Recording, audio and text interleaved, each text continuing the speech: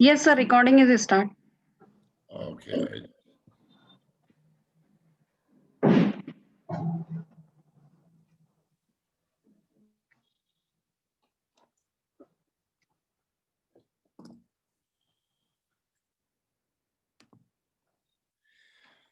Yeah. Hi, great good morning, Asia Pacific, India, Malaysia, Singapore, Thailand, and neighboring countries. Very early morning in Middle East, very early morning in Europe and Africa. Good afternoon, Australia. And there's a midnight now in US and Canada. They are in sleeping right now. Ladies and gentlemen, this is the first time I am not on a live show on this hashtag Women Power, a global moment. It's a recording which will be available to you after next half an hour. It's because today I have with me someone who is very admired and a class of a personality, the guest of honor, Madam Dr. Kalpana Gopalan. Ma'am, welcome to this show, Women Power, a global moment. Thank you, Dr. Bakshi, for having me here. It's a pleasure and privilege to be able to talk to you. Thank you, ma'am. It has been very tough for me to get her time to be on this show at normally at 5:30 IST because she is back to back, busy and busy. And even to get the dates was too tough. I must thank Dr. Gopalan for being here. Let me, ladies and gentlemen, have the honor of, introducing such a great personality and who is making waves in India and especially South of India and globally when you will know about this personality. Dr. Kalpana Gopalan, an Indian Administrative Officer, IAS for global citizens, IAS, Indian Administrative Officer of 1987 batch. And she is someone who has a complete public policy personality profession in terms of her persona, a true versatility person. She wears many hats: a policymaker, scholar, an author, volunteer, and of course, mother the women power. She secured 19th rank in the All India Combined Civil Services Examination 1987. It's very tough. Not many people are able to do it, and she is 19th rank. My folded hand to her. Her 33 years of experience, she looks younger, brighter, beautiful, and 33 years work experience in the Indian Administrative Services, from land administration to urban management to public distribution system to sports, rural development, youth training, building the future of Bharat Desh, and of course, the education. She is presently the additional chief secretary, Department of Youth Development, youngest town of the world, and sports, government of Karnataka. Dr. Kalpana Gopalan has received Mother Teresa Women Empowerment Award. Wow. For outstanding contribution to excellence in leadership. The International Human Rights Award under the Women of Courage category 2019, that's last year before COVID.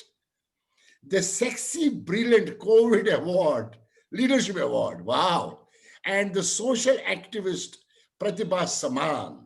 Pratibha Saman for people who come from different backgrounds is Respectable Personality 2020. Dr. Gopalan was recognized as great warrior of humanity, and we need it badly today during COVID, by the International Human Rights Advisory Council for her outstanding performance, commitment, contribution, and dedication towards humanitarian services and best practices during COVID-19 prevention. That's 2020. I mean, Dr. Gopalan has been appreciated by UNICEF and the Rajiv Gandhi University of Health Services for support in COVID during 2020. She is a LinkedIn Wonder Woman. Wow, LinkedIn Wonder Woman and Inspirational Leader 2020. Dr. Gopalan was felicitated and awarded citations, commendations, appreciations by Bangalore University, NITT University, Yanipoya University, Mysore University, Rajiv Gandhi University of Health Sciences, Visvesvaraya University of Technology, We Lead Empowering Women Growth, Gulbarga University, Jain University, Ramaya Institute of Technology, Acharya Institutions, Melkote Academy of Sanskrit, so on and so on, including Honorary Council and Republic of Maldives 2015 and Institution of Engineers of India 2013.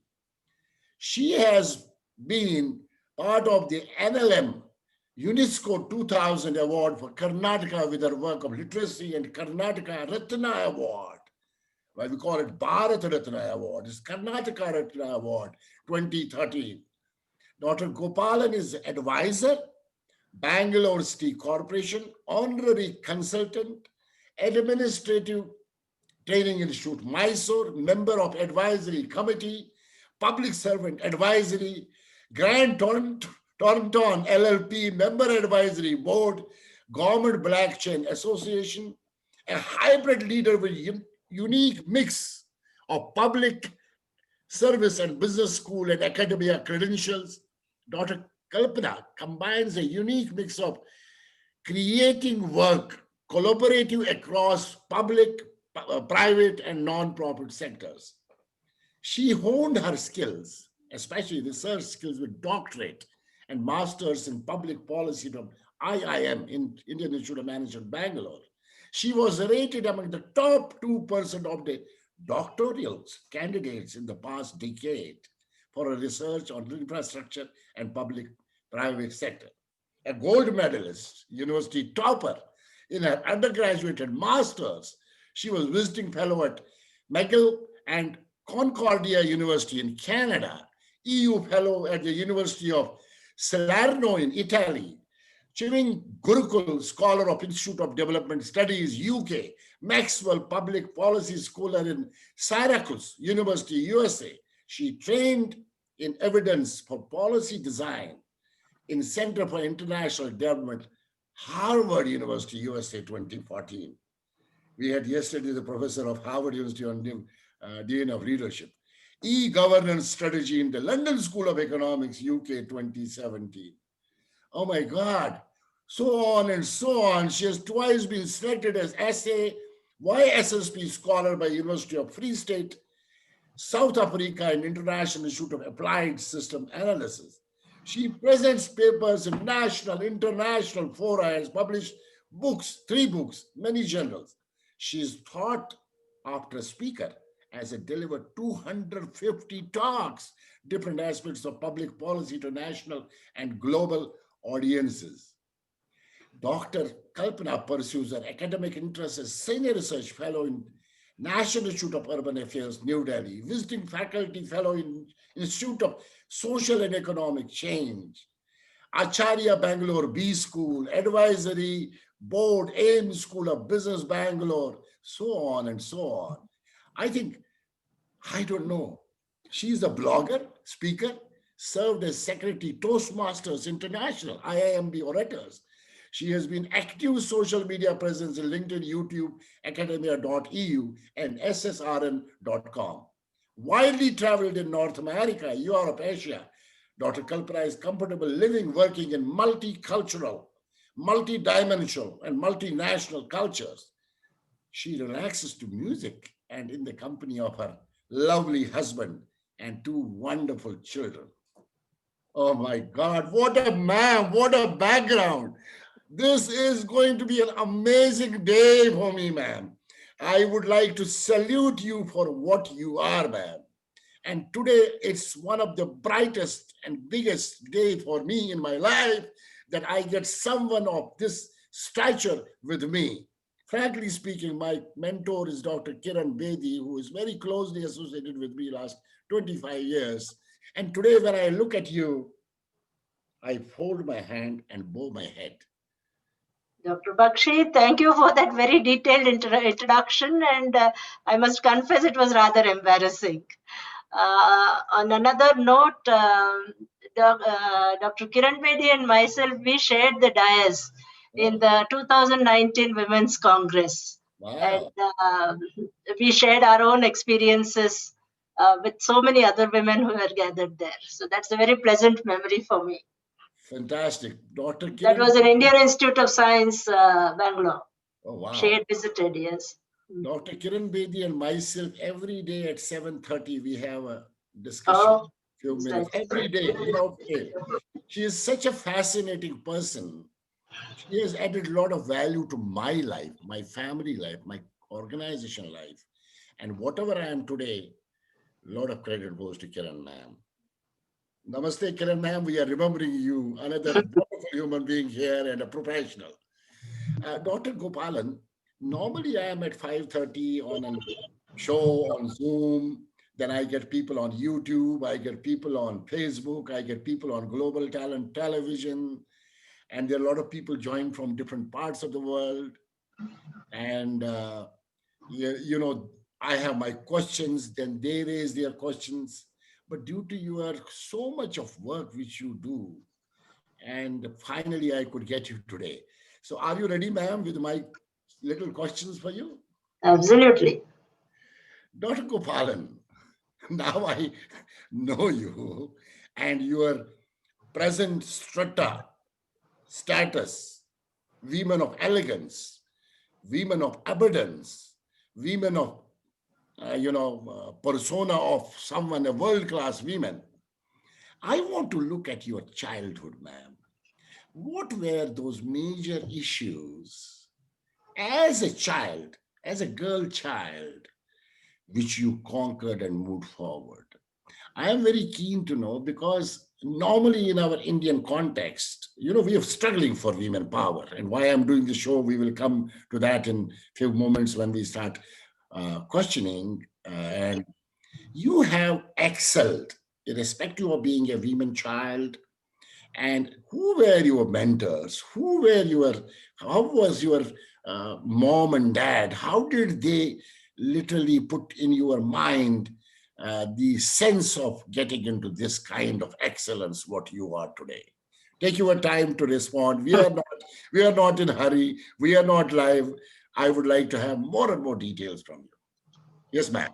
Okay, beginning at the beginning, uh, I had a normal childhood, but it was also unusual in certain respects.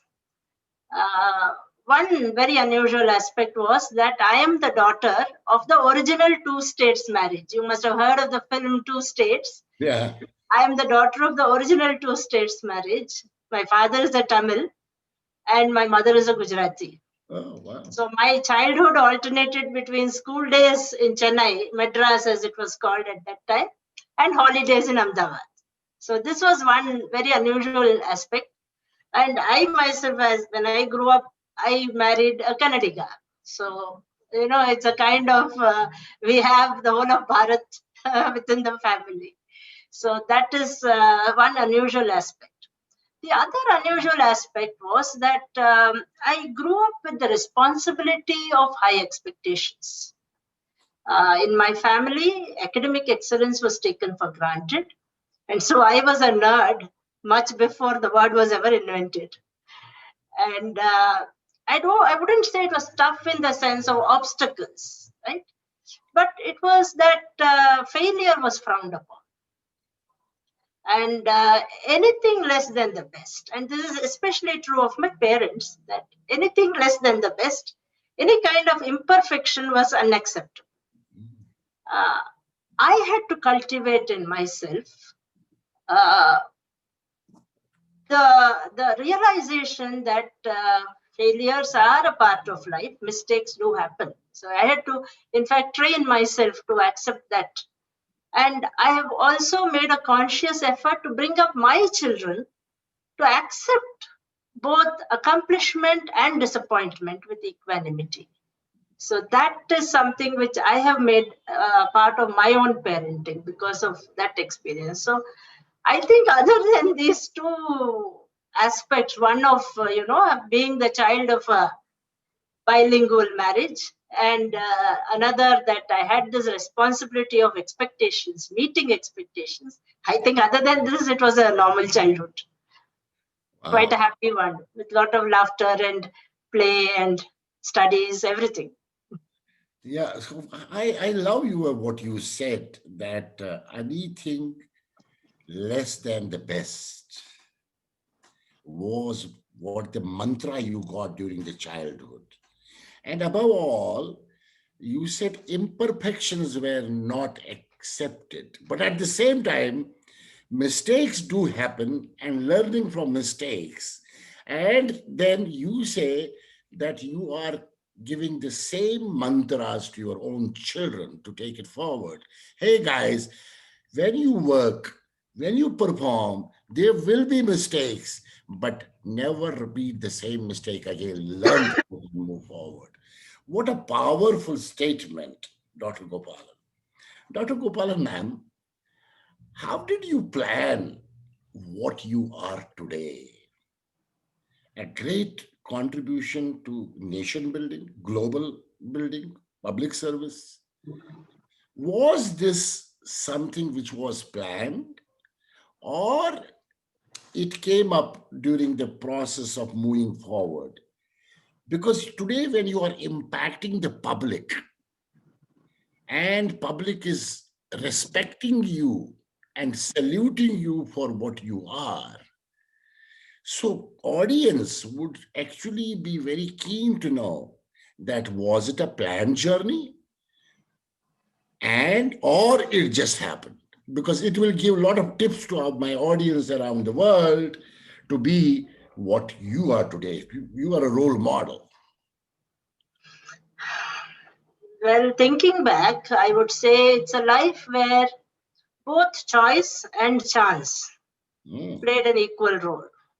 wow. So when you speak of planning, yeah, there was some planning, but there was also serendipity, and maybe the right in the right mix, perhaps. But then that's just a matter of good fortune.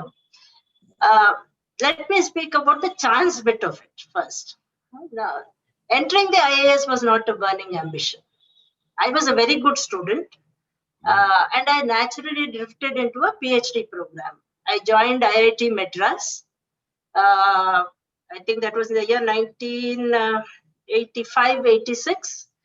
They used to have at that time, just like they have the IIT JEE, there used to be the CIRA, Common Examination for Research Admission. And that was for the PhD program for research scholars. I topped that. I was the All India topper with 99 something percentile. wow. And I got into, no, I got into IIT Madras. Uh, but then I found that while I got a great deal of support from Dr. Ambirajan, the late Dr. Ambirajan, who was then the HOD, who in fact selected me. His own father was a great doyen of English literature, and therefore he had a great love of humanities. And Dr. Ambirajan welcomed me into the program. And I would say it was very brave of him to do so, that to invite a humanities and social sciences scholar into a pure technological institute. And it was also perhaps very brave or very naive of me to enter. But once I entered, I found that my social science interests and their technological expertise was not a great fit. And so for me, the civil service exam was a fallback option. I prepared with my usual diligence while I was still a student in IIMB, a research scholar in IIT Madras. And then I cleared the civil services in my first try. And I stood fairly high in the merit list, as you have mentioned. I was 19th in the All India merit list. So that is where I think it was, chance played a role in the sense that my first choice was in fact academics, and वो तो अधूरा रह गया, if you understand, remained incomplete. And many years later, I entered the PhD program in IIM Bangalore and finally completed my PhD mid-career. So, you know, what had started as a scholarly journey in the year 1985 in IIT Madras finally came to an end in 2018 when IIM Bangalore awarded me a PhD degree. So that was the, you know, chance part of it. So the big decision of career, that actually chance played a great role. There's also the aspect where choices played a role. And that I would say, you know, the decision for higher education is today, by today's standards, a very minor decision in life. You know, it is mostly determined by your professional education option which you take. But for me, it was a very different thing.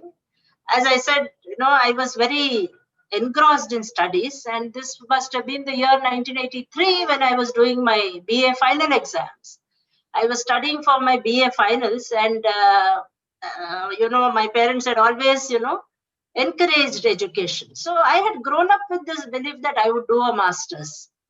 And at that time, my one of my officious uncles, you know, they're all around.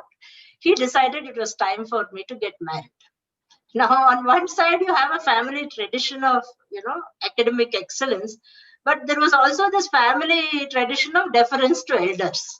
And so my parents, who had always pushed me to study hard and study more, suddenly, you know, capitulated and said, yeah, we'll get her married. And this was a shock to me, you see, because they would not speak against the word of an elder. And this was the eldest uncle in the family. And but I was too naive, and it was a shock to me. And I remember still that I used to be studying for the final exams, and I used to dart out of my room and tell my parents, I want to do my MA, I have to do my MA, and then dart back again to my studies. And it is funny now, but at that time it was, you know, so shocking for me. And this is, you know, I was generally an obedient child. So this was one of the rare confrontations with my parents. Fortunately, I prevailed, and the marriage plan was put aside. Of course, I got married later, but at that time, I went on to do my master's, and then another master's, and then a third master's, and then a PhD. So that higher education journey was a matter of choice. So it both choice and chance really play a role. And you know, it is both our own sense of self as well as, you know, the fortuitous circumstances which will both play a role in determining which way we go. So the big career choice was chance, but the higher education choice was a choice. Proper one. Wow. You were talked about choice and chance. And in today's environment, when we see our future children, and you know, at that point of time, 1983, 85, it was different. I would add two more C's to your life there.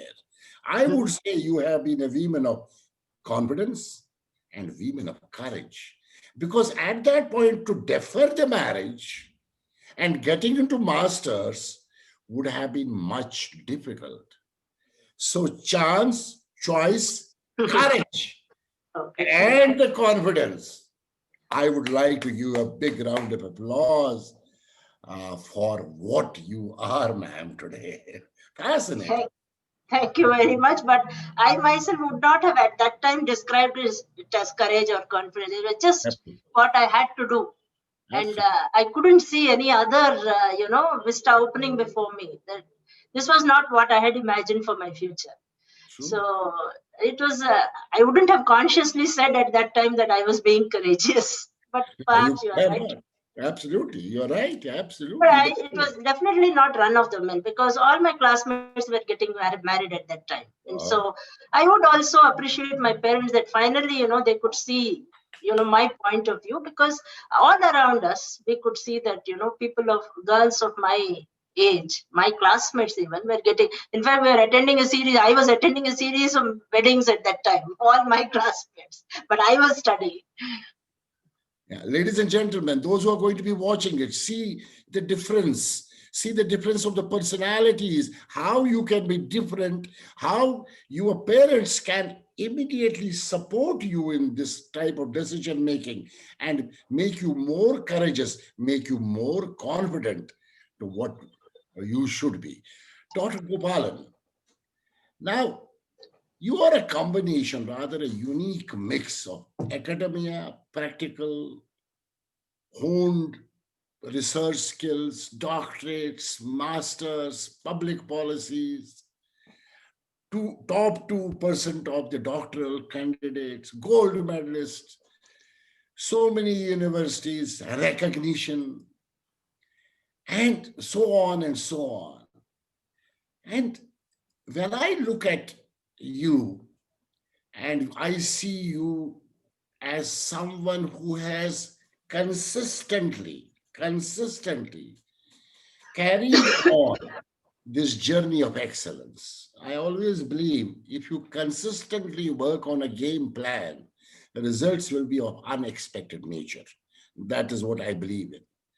So, when you see your journey of excellence, I would like to know from you, and especially the audience would be very keen to know from you, that how did you, irrespective of what we have talked, how did you manage yourself to keep enhancing your level of excellence continuously? Well, about first 15 years or so after entering the IAS, I spent it on the job. And it's a very time consuming job, as you have described in the beginning. And most of this 15 years were spent on the field. So we have secretarial postings and we have field postings. So most of my time was spent on the field. To describe it lightheartedly, career in the IAS leaves you with many questions. Yeah. Should I open the file? Should I close the file? Or should I sign the file? So, this is just a joke. But what happens is that the IAS gives you a wealth of experience, very multifarious, varied, multi-sectoral. You described the departments. In fact, only a few women. I worked in about 15 departments or so. Every day is different. The people you meet are different. But I had to make sense of that. Wow. And I had to figure it out, to put it in a simple way. And personally, I feel that, both theoretical and practical knowledge are important. That, one is incomplete without the other. We generally feel that, the doers, the practitioners feel that academic knowledge is unnecessary, or merely theoretical, something which is confined in books. It's not realistic. And when you look at the other side, because I have interacted with so many academics also, and they feel that, practitioners do merely firefighting without a holistic conception. But my own feeling, having seen both worlds, is that what they call practical knowledge, what you gain from experiential wisdom, and the other, the theoretical wisdom, both are important. And I think somewhere at the back of my mind, this led me to the portals of IIM Bangalore, first as a master's student, and then as a PhD scholar.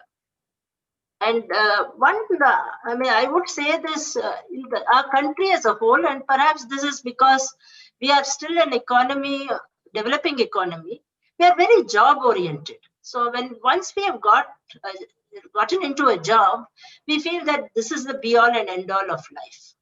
But only much later we realize, and I see this of many professionals, that personal growth and self-actualization and even learning are desirable goals in life.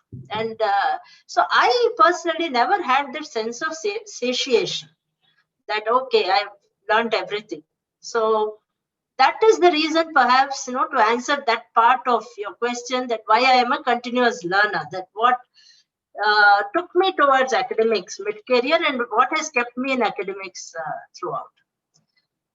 Then there is, I would just take a couple of minutes, because what is more important for me is that I have a kind of concurrent career now as a speaker and a mentor and a volunteer. And that comes mainly from a desire to share. I feel that I have been blessed with abundant learning and experience and multiple opportunities. What you spoke of, the have come to me in a way, and so I feel that it is incumbent upon me to share this. And I do have a role as a researcher. In fact, that is what I personally really enjoy, researching, going deep into that. That is the scholar in me. But I find it is easier to make a connect. Both the reach and the spread is larger when I speak. So, and I do have a gift. I've realized that I can explain complex ideas in a very simple and understandable way. And to my pleasant surprise, as I began speaking, I realized that when I do speak, people like to listen. I am a private person, and in the beginning, and this concurrent career as a speaker began now maybe about a decade or a little more than a decade ago, as I was doing my PhD. And in the beginning, I found it easier to discuss things in the abstract, like ideas or concepts, something is external to you. Then gradually, I found it more comfortable to move on to my personal experiences.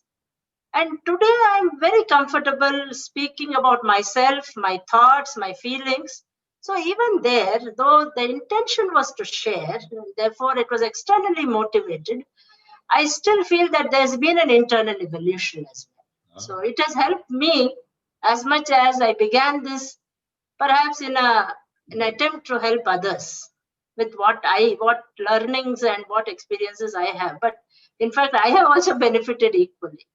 And I have met wonderful people along the way, students, youth, teachers, great people, really.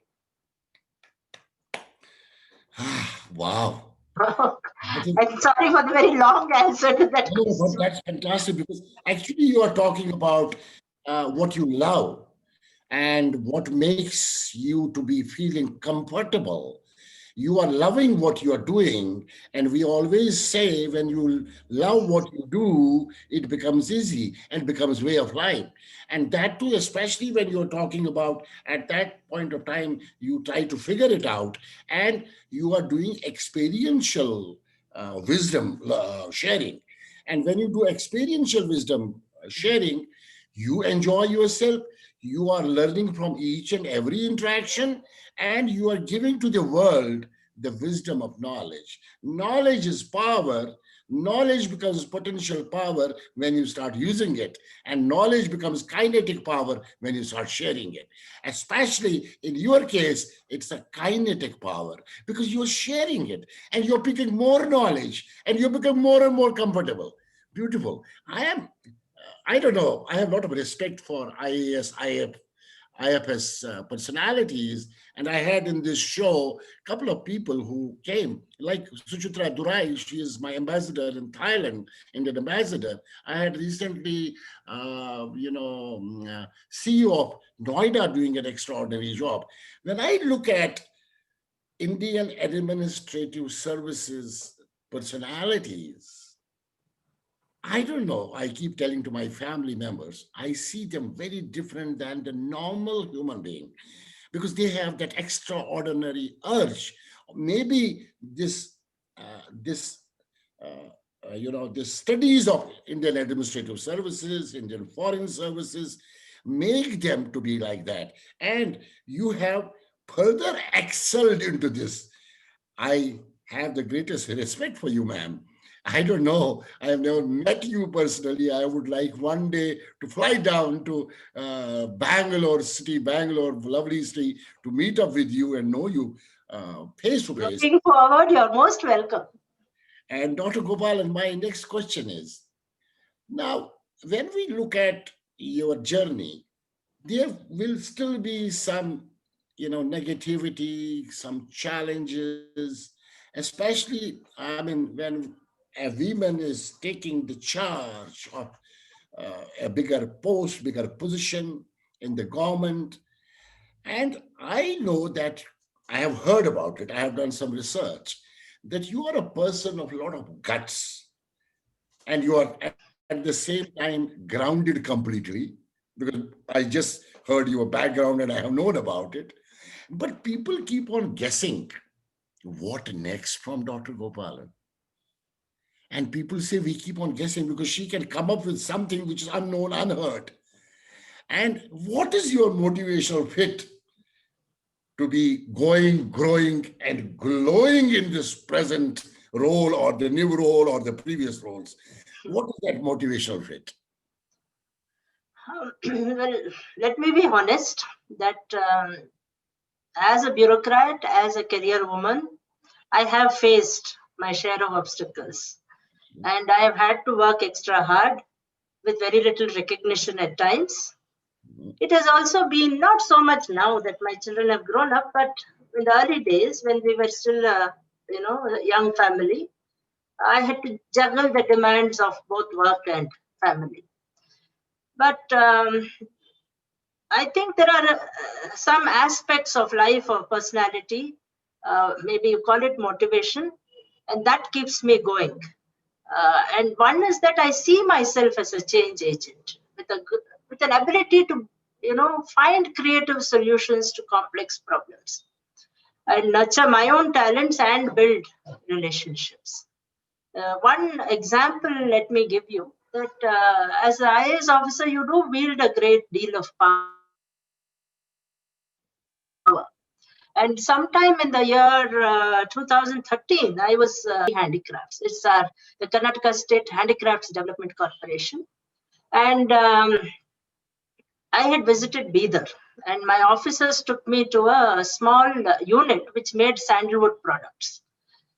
And I received a wonderful welcome there from the artisan entrepreneur. And I found about 150 destitute women were being given employment by that entrepreneur. And we, normally when we go anywhere, we are well received. As you pointed out, the IAS commands a great deal of prestige. But this was, much more. It seemed to be from the heart. And, after the first pleasantries, the artisan entrepreneur asked me that, do you remember me? And I said, no, I don't remember you. Then he said, we have not met, but I know you. And what it transpired was that he narrated the story. I did not know. Many years ago, in sometime the mid 90s, I was in the Rural Development Department as a director. It was then called Director Special Economic Programs.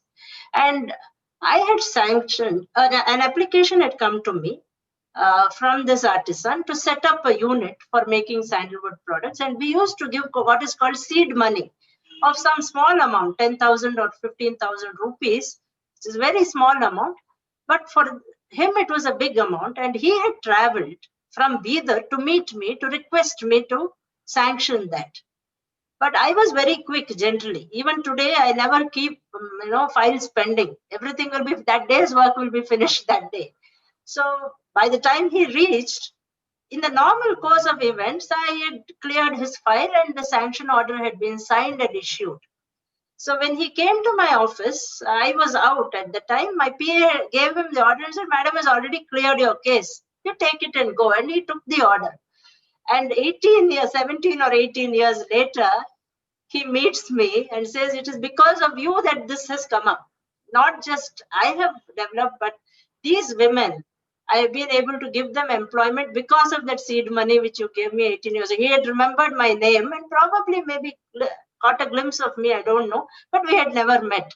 But that was one of those days when I thank God for making me an IAS officer. Once in a while, most of the time, maybe we crib about our job, all of us do.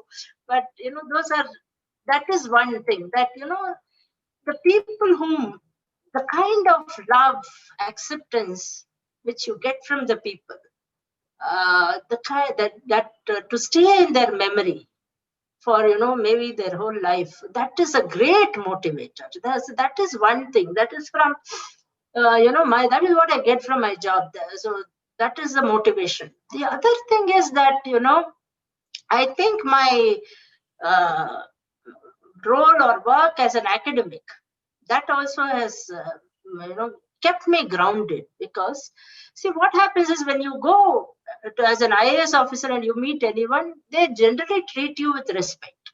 So you begin to think that you deserve it, even though you may not have done anything to deserve that. But when as a student, as a research scholar, I found that I met people of outstanding merit, but who are so humble and grounded. My PhD guide, Dr. Shamal Roy, is the most wonderful human being I have ever come across, and is so humble, so unassuming. So also my supervisor from Concordia University in Canada, Dr. Lawrence Wirza, brilliant academic, brilliant financial mind, but so grounded and so much steeped in reality, so humble. So that I think has, that alternate role has made me realize that this sense of this respect which you get from society is not that something which I really deserve. It doesn't make me automatically superior. I have to do something to be able to deserve it. I think that is really that, you do have your bad hair days. And in my case, both sadly, literally true. Today is not one of them. But both literally and metaphorically, you have bad hair days. But there's a larger impetus. And that comes from those whom you associate with. That I think is really propels that inner engine. So again, long answer. Hey, Dr. Speaking Gopal. from the heart. I think you, as an interviewer, it is your talent to be able to evoke this kind of, very detailed and No, honest responses. beautiful the way you could explain, because that's what is your motivating factor. And it happens to people, when I am at a Heathrow airport or at a Singapore airport, there will be somebody coming to me, hey, are you the DK Bakshi? Yeah. Remember me? I said, no, I don't remember. I was an MHROD when you came in 2003, and you said, where there is a will, there's a dill, where there's a dill, there's a will, and you said, if you always do what you've always done, you will always get what you've always got. And he was among 500 people, and he said, today I'm the vice president of this company. Wow.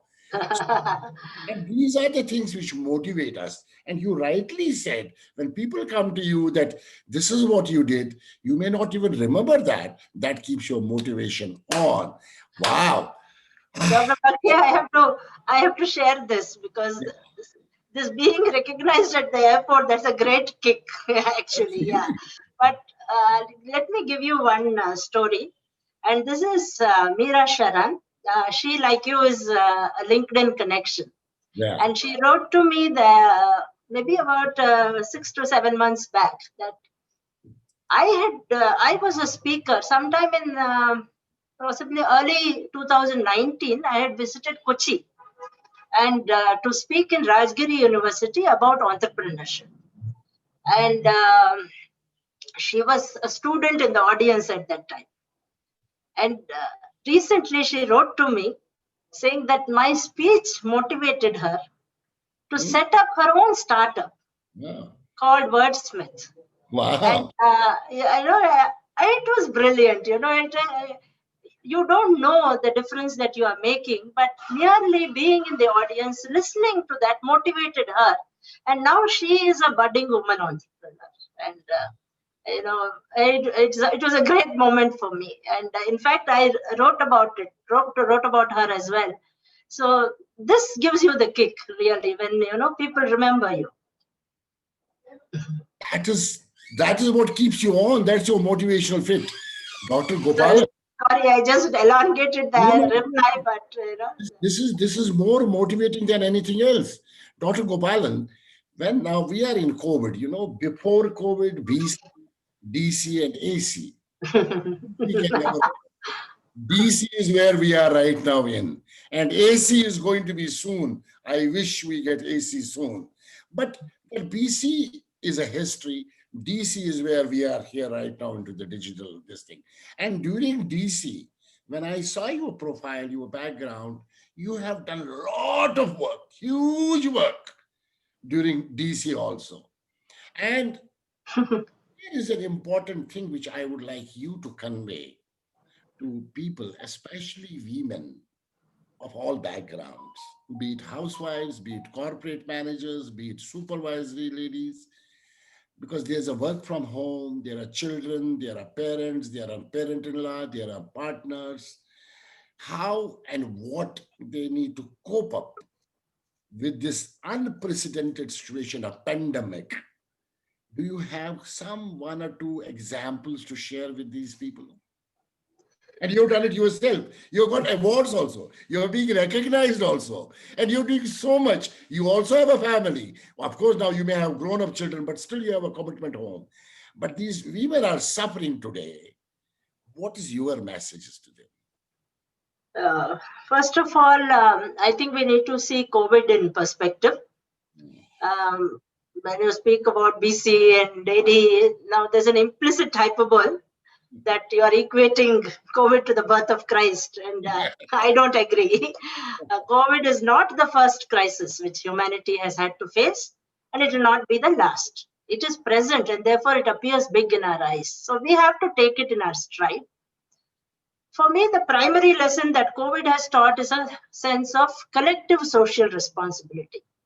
All of us, recognize a personal social responsibility. I can, teach a child and I fulfill my personal social responsibility, or I volunteer in an organization, I fulfill my personal social responsibility. We also recognize the responsibility of corporates as CSR and of governments.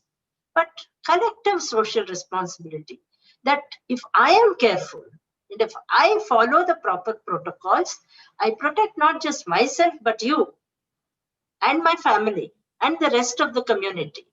So I have a responsibility which is larger than me and the immediate recipient of my work or service. I have a responsibility towards the community. And I think this is what I have tried to disseminate. And we got together, some of us who felt similarly.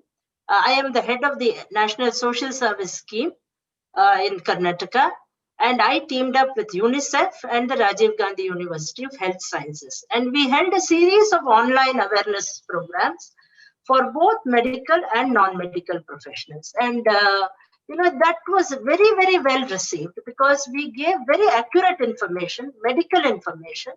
And then we teamed up with Limans to address mental health issues arising from out of COVID. And since I also had the Department of Sports, for sports persons, we had an event called Namma Mane Nanna Suraksha, which means my home, my safety. Wow. And there we, many prominent sports persons like Sunil Joshi, Venkatesh Prasad, so many of them joined us online, and they shared both their, at that time it was lockdown, so they shared their lockdown experiences and how to keep fit even during the time of lockdown and COVID. And our NSS volunteers, they fanned over the state. They distributed food, they prepared masks, they distributed masks, they did contact tracing. And those of them who were medical professionals like nurses and doctors, the medical students, they were active in treating patients also. So there were many of us who were not afraid. So I would not say it is just me. And I did contract COVID along the way, and I shared that experience as well, just to tell people that this is nothing to fear. And my article is on LinkedIn and also on the website of the hospital which treated me. We made a video on my own experience. So we need to face this crisis with responsibility but without fear. So this is one aspect of it which applies to all of us. Now you are particularly asking about women in particular, and well, the responsibility is generally more because the whole family looks to the woman for its cue. And my children, as you say, are grown up. My son and daughter are both outside. Both are in Maharashtra, and Maharashtra was facing the worst at the time. But at not one moment, at no point of time did either they or I suggest that they should return home. They stayed where they were, they continued to work. My son is a surgeon, so he was in the forefront of COVID prevention activities, and he in turn was, in fact, he was recognized by with an award by an international human rights organization for the work done in COVID. My the other side, my parents are aged; they are 90 plus, so I had to be doubly careful. And while my work kept me in my office, I did not have the luxury of working from home. But when I was infected, I used that home isolation time to learn some more. I even gave an interview during that period so that people understand what it is about. And then I went about my routine without anxiety. So, on the one side, those awards and recognitions which you mentioned, those make me very happy, I must say, and I'm grateful for them. But they don't belong to me. They belong to everyone who I have connected with, everyone who has helped me, along the way in the course of my life. So that is. That Can shows. I, can I say a little Yeah, more? Because I spoke largely from the personal perspective, but I think there's one thing which we should realize in the macro. And sorry for once again for this elongated answer, but I think the primary change which COVID will make, the pandemic will make, is in the world of work. And this is something which we have to be prepared for. And since it's important for you to connect to your audience, it the importance of technology and the emergence of work from home and the advent of the gig economy, these three will be major transformations, and in turn it will demand a personal transformation from us, that we need to embrace technology, understand technology, which many of us in our country do not yet do. And we need to become a continuous learner. Continuous learning is not just for the highly motivated, it becomes a necessity of life. And in place of competition and office politics, when you are working in a gig economy, you need to now practice collaboration and cooperation, because you need to be able to be a team worker, not a politiker, to be able to succeed in a post-COVID world. So I just wanted to know that macro perspective also to be there, because your question was largely micro in a personal sense, but it makes a very big difference in the future of work. yeah, I think you have touched a very significantly important point that AC after COVID, I think there has to be a collaborative way of working Yes. together, and you need to respect each other's point of view and care and concern to be successful in life. And the gig economy, as well as the digital world, what we are in today, I mean, this pandemic has thrown us into an opportunity which we are learning every day. Yes. Zero at the technology. I'm a man into the shop floors, into the hotels, into the classrooms, and face to face. Unless I am with, I never knew how to do it. And I have done more than 210 webinars around 40 countries last 9 months, whereas I was zero on technology. And it has, and I am also a student of management and leadership, and now the student of technology. I think very important point you touched, ma'am. We need to be student of technology, which can be the biggest driver for our growth. Ma'am, I am coming to almost close now. Dr. Gopalan, uh, when I see yourself and when I see people in the world, power of resilience, courage of conviction, and that's what audience will be very keen to know. And I am running a program. I'm mad. I'm Dr. Pritam Singh, Padma Shri Dr. Pritam Singh. We lost him recently. He was another guru, and Kiran ma'am calls that DK Bakshi is mad. I created this women power, a global movement around the world, with a mad statement. 100,000 women on this platform by 2021 and 1 million by 2024, irrespective of caste, creed, nationality, religion, and color. I was told you are a mad guy. And recently I am covered in the LinkedIn cover page. I will send it to you, complete article on this, and you would love to see that. So I took this mad statement and we created 20 chapters in the world. There are 20 women who are working in different parts of the world, from United States to Canada, Durban, Lebanon, Afghanistan, Thailand, India, Malaysia, Singapore, Dubai, England, and Spain and Germany.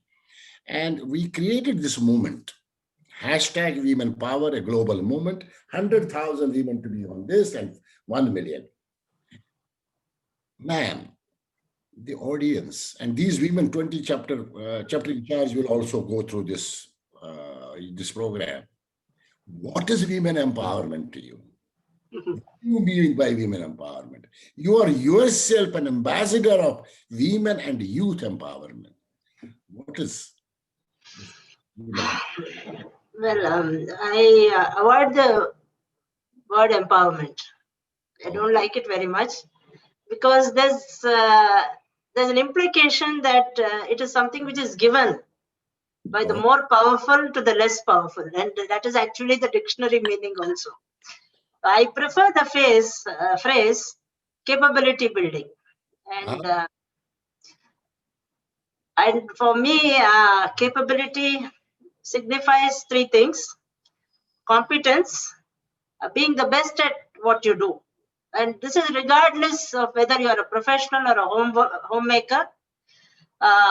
We all remember our grandmothers and aunts, who possibly my own grandmother, maybe primary school educated, she was the world's best cook. And she was wonderful, and her knowledge of people and her wisdom is unparalleled. So regardless of what you are, competence, being the best at what you do, and courage, and you kept harping on that theme of courage. And for me, courage is not, janda utha ke ladna. That is, that Jhansi Ki Rani kind of courage. All of us don't have that opportunity. But the day-to-day courage, where, you don't give in to bullying or pressure, where if someone needs a helping hand, you provide that.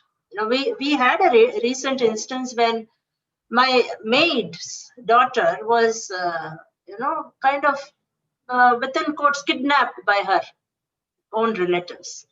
And she needed my help. And what help I could, I did extend, and the girl was rescued. So that ordinary day-to-day kind of courage, where when you see some injustice happening, some unfairness happening, you seek to right it. You may not fight, you may not do a protest movement, but you make that change in that person's life. So that is the kind of courage. So that is the second thing: competence, then courage, and thirdly, compassion. Wow. That you lend that helping hand to whoever needs it at that time, at that point of time. It can be done through a global movement like yours, or it can be just a helping hand to someone next to you. And let me give you an example. I keep saying that people I meet are my motivators, and we have this NSS volunteer who is a nursing student. And with COVID, all hospitals are overburdened. We put these volunteers also on the job. She worked for a week, and for nurses, it is especially taxing, even more than doctors, because doctors can remove their PPE kits when they are, when they take a break. But nurses may be called anytime. So they remain in their PPE kits all day long. She worked for a week in a COVID ward. And then the next week, she insisted that I will work more. I want to do more. I want to help these people. And we had to, in fact, sit with her and convince her that she has to take a break as per protocol, because it would, it would have taken a toll which she perhaps was not aware of. But medically and mentally, it would have taken a toll on her. So these three things, and for me, she is the example of compassion. So competence, courage, and compassion, because you were talking about C's. So this is, great. That, these are things which for me mean empowerment. And it may not always be that, we make great movements, those of us who can do, but it is possible for each of us to make a change. And that is what I feel, for me, whether you call it empowerment or capability. That is what it means for me. Yeah, I think you have put me into a thought and a beautiful thought. Ladies and gentlemen, Dr. Gopalan mentioned about, I don't like the word of empowerment, because when you say empowerment, that means you've got to give it to somebody. And then giving it to somebody, there are many questions. But she mentions that it is going to be capacity building and 3 C's: competence, courage, and compassion. And I think when we see it, courage, competence, and compassion, I think pandemic has taught us a lot. I must thank you for this wonderful 3C. And you will see from today, it will go viral in the world that Dr. Gopalan says in my many lectures what I will do. Can I quote you for this? Of course, thank you. I mean, I'm grateful.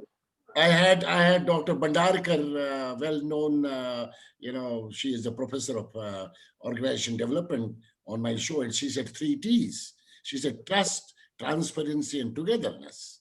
And this has gone viral many places. I keep quoting, and I will keep quoting you. Like I keep on quoting about Dr. Kiran Bedi, change is law, growth is optional, choose it wisely. 1,000 times I must have said in many parts of the world. I mean, face to face as well as this right now on the digital media. I am really happy and delighted rather that this 3C has come: compassion, courage, and competence, not empowerment. Last one, ma'am, this movement of ours, would you support us as a women power whenever we need you? I know you have no time, but maybe Neerja Vadva, who is the chapter in charge for Bangalore, might need you, your address, your 10 minutes, your 5 minutes when we get to finally face to face in Bangalore city, and you support us to enhance this women power in south of India. Can I have your commitment, ma'am? Absolutely, absolutely. You have my commitment. I will tell Neerja Vadva, who is the chapter in charge for Bangalore, Karnataka, to get in touch. And ma'am, I thought we'll do this talk for 30, 40 minutes, and where we are. It has gone so natural. It has gone so beautiful that we have even crossed 1 hour. And this is going to be fascinating. I am going to be sharing it with the world over. People are going to be talking about it. And I want to tell you another thing also. By April 21, I will have a digital book of all these interviews, synopsis available around the world. I would like to thank you so much on behalf of Global Talent and on behalf of hashtag Women Power, a global moment, for your time. It has been tough, difficult, but then finally, I salute you as one of the greatest women power India has produced. And I respect your parents, give my regards, and I would like to touch their feet one day when I am in Karnataka to meet them and tell them that you got a wonderful masterpiece, women of elegance, women of women power to this world, who is spreading to millions of the world around the world. What knowledge is, and what resilience is, what courage is, and I don't know what to say, but lot of thanks. I am delighted. I am excited. I am thrilled with this today's interview. It has made me to learn a lot from you today. You have given some of the tips I kept on noting down, and when I will go through this YouTube again, it has added a lot of value to me, ma'am. Look Thank forward. you so much. I don't, the credit goes to you. It's your skill as an interviewer. But thank you so much for the kind words. Look forward to seeing you one day face to face and knowing such a wonderful, of course, beautiful, and such a knowledgeable person. My salutes and respect to you with folded hands. Thank you. Wish you all the best and a great day, ma'am. Thank you. You too. Thank you so much. Thank you, ma'am. Thank you.